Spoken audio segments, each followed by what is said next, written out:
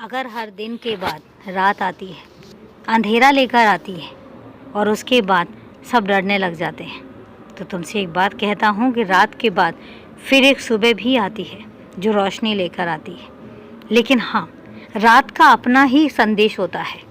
अगर पूरे दिन के बाद रात आती है तो वो क्यों आती है, कभी सोचा है?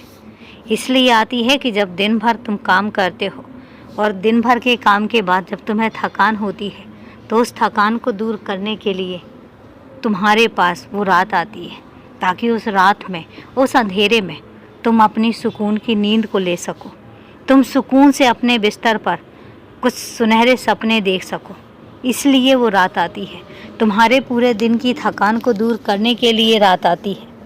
तुम्हें कुछ सपने दिखाने के लिए रात आती है। इसलिए रात को कभी भी गलत मत समझना, कभी रात को गलत मत समझो, क्योंकि रात अपने ही मकसद के लिए बनाई गई है। मैंने कोई भी चीज़ ऐसी नहीं बनाई है जो अपने मकसद में कामयाब ना हो।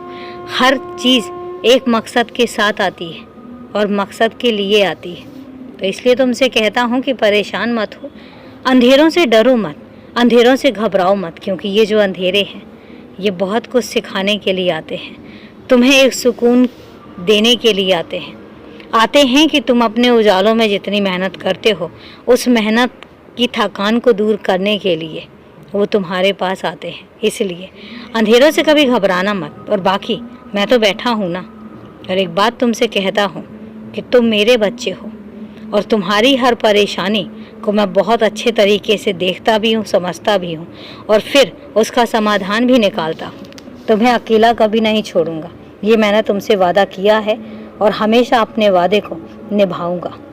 मैं तुमसे कहता हूँ कि मेरे बच्चे, मैं जानता हूँ तुम्हारे लिए क्या भला है, क्या बुरा है, और इसलिए तुम निश्चिंत रहो। मैं तुम्हें कभी भी किसी मुसीबत में नहीं पड़ने दूंगा। तुम्हारे हर काम करूँगा और मैं सब इतना कहता हूँ कि तुम सिर्फ़ और सिर्फ श्रद्धा रखो, सबूरी रखो और इसके अलावा सब कुछ मुझ पर छोड़ दो।